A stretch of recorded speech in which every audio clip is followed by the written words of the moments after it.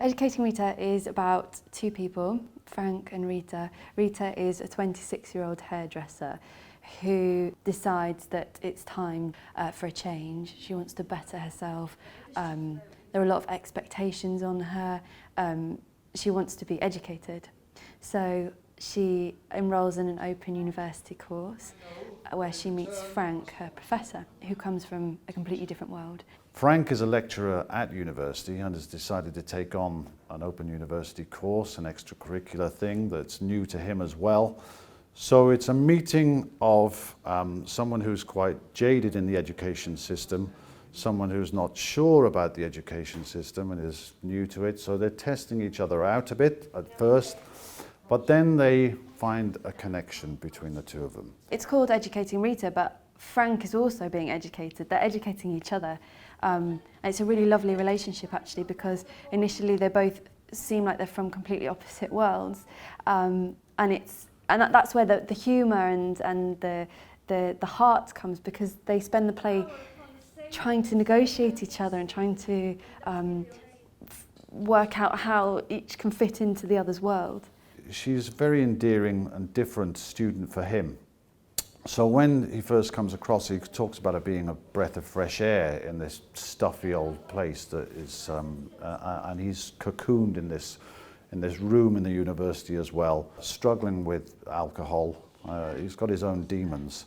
So he sees her as a breath of fresh air coming into the place and brightening it up. The relationship of the play to the film is quite interesting, because the play is a subtly different thing.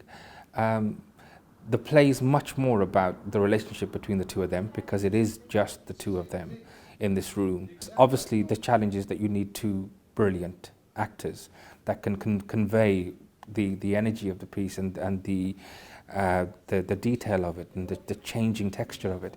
Both our actors, Stephen and Scarlett, are, I think, extraordinary. I feel incredibly lucky to be working with them. Also, the play is spikier. It's darker than the film. It's still very, very funny.